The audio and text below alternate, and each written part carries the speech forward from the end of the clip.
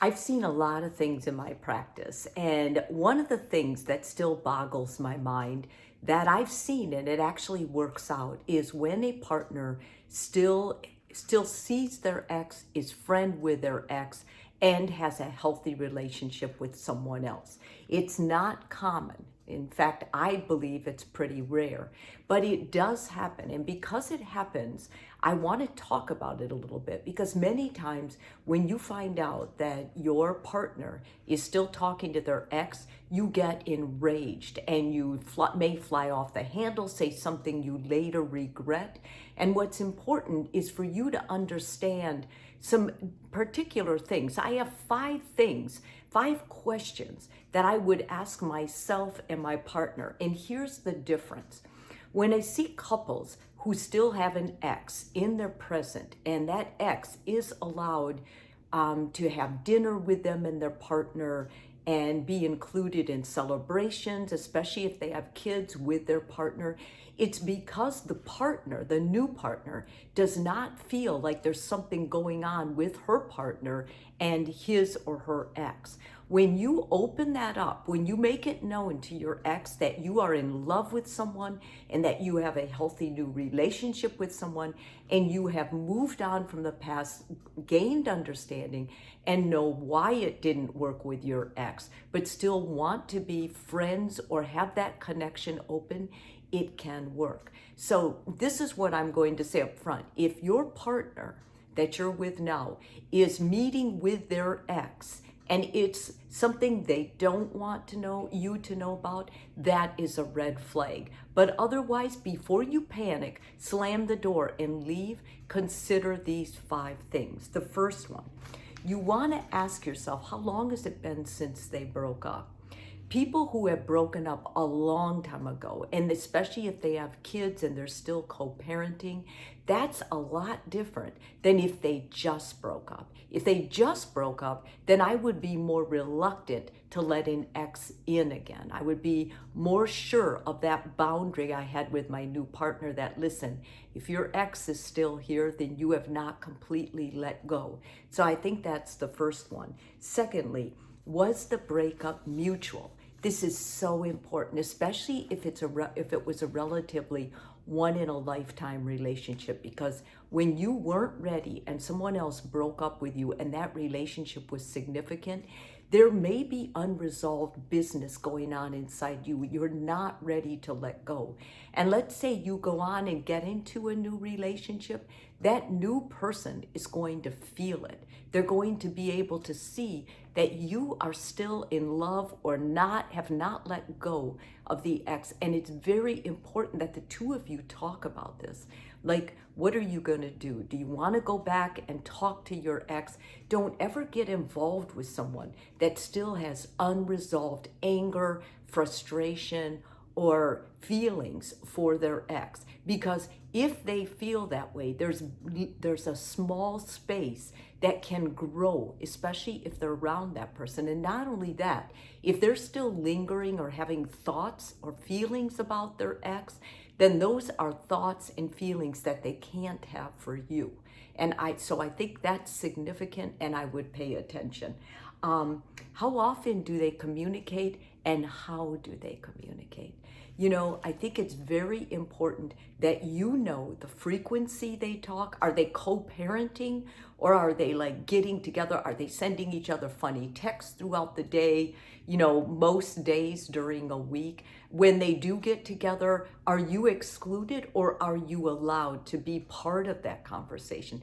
Do they talk about you when they're with their partner? Do they talk about you in a loving, respectful way? Do they share it like on their social media? Are you now pictured with this partner? And so the ex would know, okay, those two are really together and they're really healthy and happy.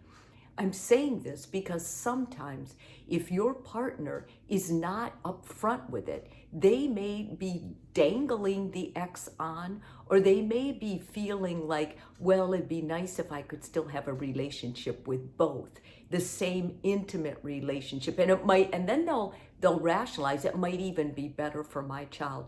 What a child needs from a divorced or broken home are two parents who are committed to loving that child enough to making strong boundaries and not violating them, because it puts the child in a very bad position. Anytime you see your partner sacrificing their child for a connection with each other, then I think that's a red flag, because two people should be able to co-parent, two people who created this child, that, and at the same time have very clear boundaries about, this is my new partner in a healthy relationship. And although I respect your mother and I loved her, I love you, I'm not committed to her as far as being her partner. Those lines must be made clear to the child. What do they do when they hang out? When your partner tells you, I'm going to meet up with my ex today because we got to go over this, what are they doing? I think that's very important. And also what's extremely important is, when do they talk? Like, many times part of the problem comes because one of the partners is feeling like their partner's sneaking, like they're talking to them late at night. They're basically violating boundaries. Because let's face it, if you're in a healthy relationship, then you have a time when you go to bed together, or when there's phones off and you know for certain that you trust that your partner's not talking to another person at that time, even their ex.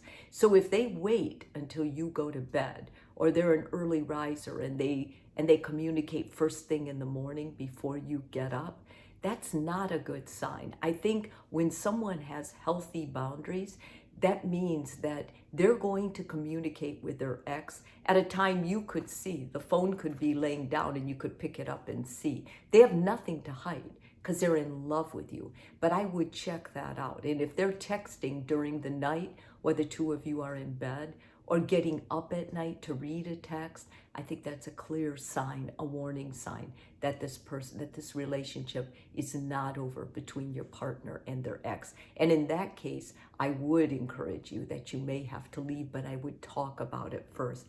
And lastly, what do they still share in common?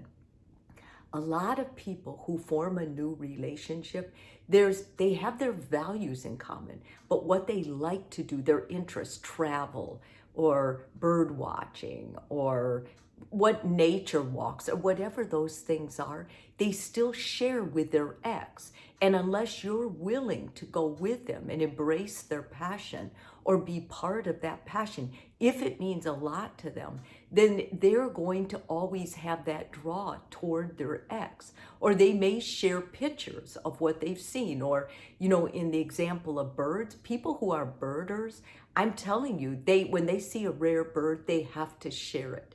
And they may still send pictures to their ex. You're either going to embrace that and say, yeah, I get that, because I'm not into it at all, and I don't want to take that away from them, then I think that's one thing. But if you are like, I don't want you having any communication with your ex, if you see an opportunity where the ex is manipulative or may throw you under the bus or try to sabotage the healthy relationship their partner now has with you, then I think it's important that you embrace whatever the passion is and say, I will learn about it. I want to grow in this, whatever that is. If it's not going to work for you, then it's something you have to be honest with and tell them your concern, but also say, this is something I'd rather you belong to a society or something like that, that you can share the information. These are all very tricky, complicated relationships. And when it's with an ex, I think where I've seen the most benefit, not only for your marriage, for your relationship now, but for the ex, especially if they're co-parenting, is that you embrace the idea that this ex is part of your partner's story. And because you love your partner, you try to be accommodating and understanding and loving enough of them that you can offer them some grace with this. It's really hard to parent, to join another partner who has a child, and you have to watch when they all get together and are happy. But if nothing else, look at your child's eyes, because usually that child will be really happy that they have a new step parent that is willing to give them the benefit of having everyone together, no one fighting, and everyone somewhat getting along. It's important for family love.